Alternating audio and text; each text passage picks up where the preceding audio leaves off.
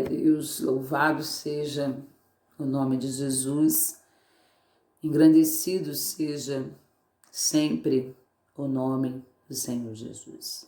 A honra, a glória, o louvor, a adoração, tudo é dele.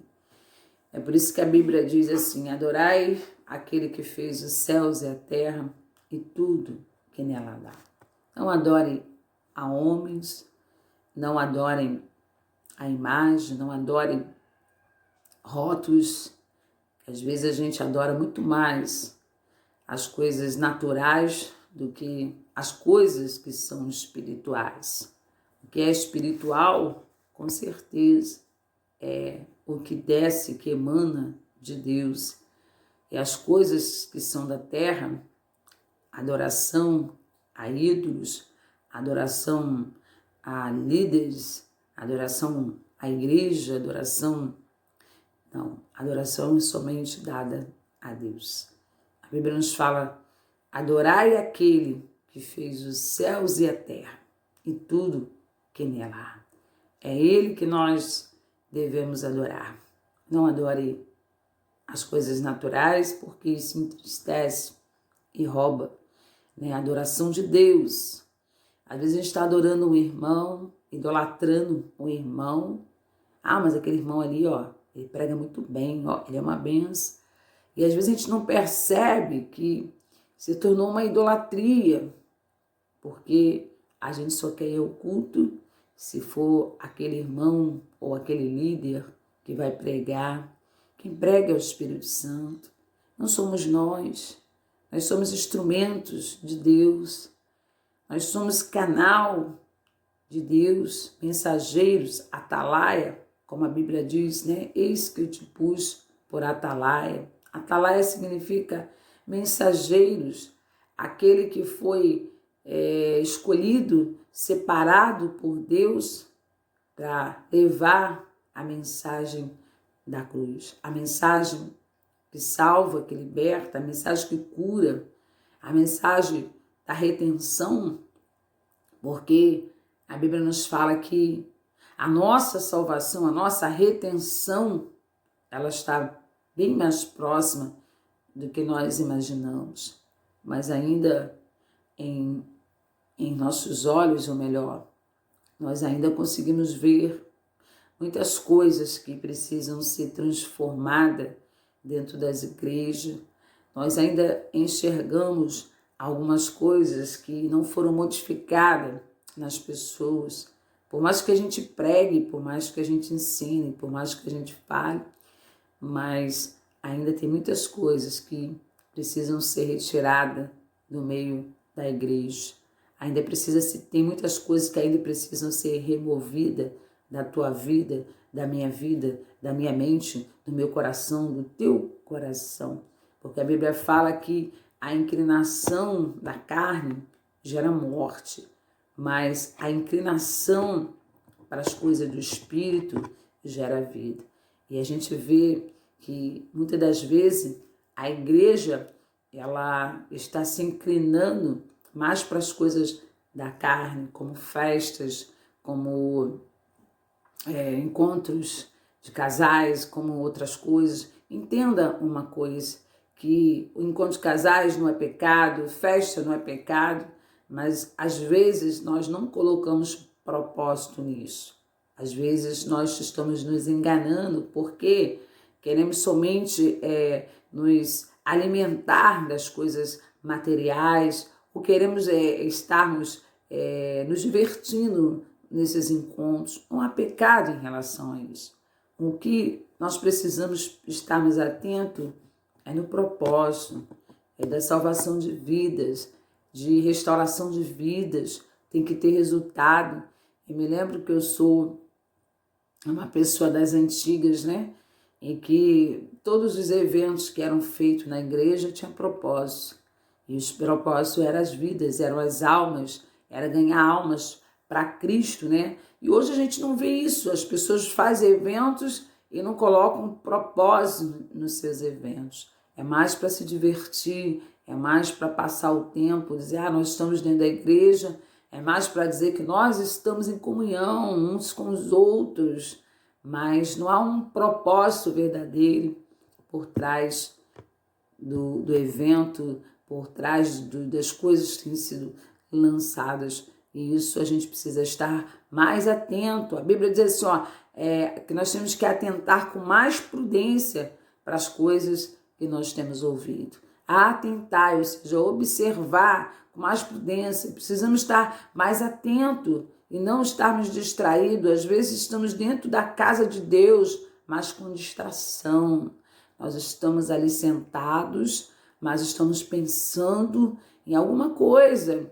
A nossa mente não está conectada com Deus, está sem conexão com os altos, e aí termina o culto, a gente não consegue lembrar do que foi ministrado. Ou termina o culto, a gente fala assim, nossa, eu saí vazia, não senti nada, não ouvi absolutamente nada, não consegui me alimentar, porque houve, no período da ministração da palavra, houve uma desconexão, ou seja, um desligamento. A Bíblia diz assim, que aquele que se une ao Senhor é um só espírito. Dentro do culto, ou seja, no acontecimento do culto, é preciso ter o quê? Uma ligação com o Espírito. Você não pode se desconectar, a sua mente não pode se desligar do culto, porque a nossa mente é o maior campo de batalha.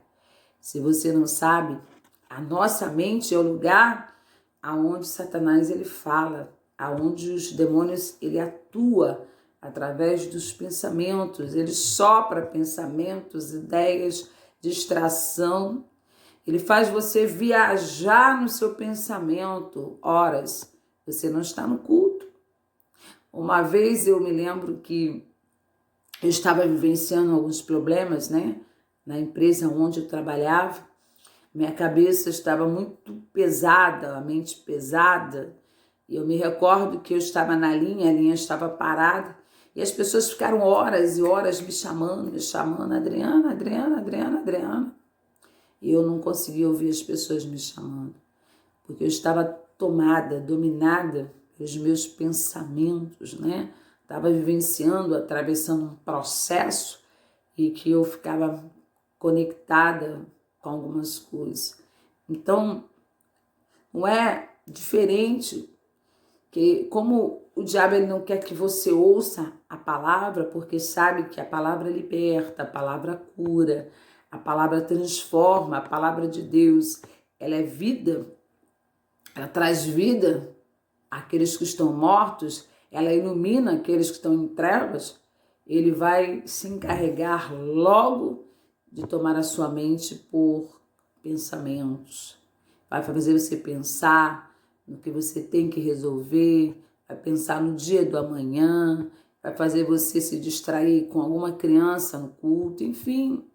Principalmente quando a gente acha que o culto não está interessante, ou quando o pregador vem com uma palavra que você já está cansada de ouvir. Mas é Deus trazendo para a tua vida lembrança de coisas que a gente esquece, palavras que a gente esquece. Tem versículos que eu estou careca de conhecer, falar e recitar, mas por não ouvi-los há algum tempo, quando eu ouço, eu falo, meu Deus, como eu esqueci dessa palavra. Exemplo, que eu gosto muito desse versículo, com teus olhos verás a recompensa do ímpio. Quem não conhece esse versículo? Mas eu esqueci dele. E quando eu retornei a ouvir esse versículo, eu falei, é isso aí, Deus. É a palavra que nós precisamos ouvir. Deus vai dar sempre aquilo que nós precisamos ouvir. Nunca será o que você quer ouvir. Eu queria ouvir uma palavra de bênção, eu queria ouvir uma palavra de vitória. Eu queria uma palavra que... Não. É o que Deus sabe o que a igreja precisa. A igreja precisa ser exortada, Deus vai trazer palavras que exorte a igreja. O propósito de Deus é que a igreja cresça saudável, madura, uma igreja inteligente, uma igreja forte. Esse é o maior propósito que Deus tem com a igreja. A igreja não pode crescer torta, porque quando chegar lá em cima, todo edifício que cresce torto, quando chegar lá em cima vai tombar.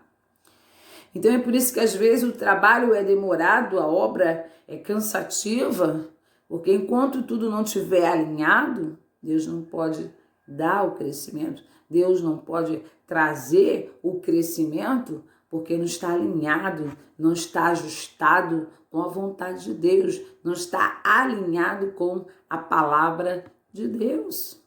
É só você pegar a Bíblia e se aprofundar na Bíblia que você vai ver que nós precisamos ter uma vida alinhada, ajustada, uma vida reta com Deus. Reta com Deus, entenda isso, a sua vida tem que ser reta com Deus. Andar nos caminhos retos é andar nos caminhos de Deus. Andar nos caminhos planos é andar nas veredas de Deus. Não se desviar nem para a direita e nem para a esquerda.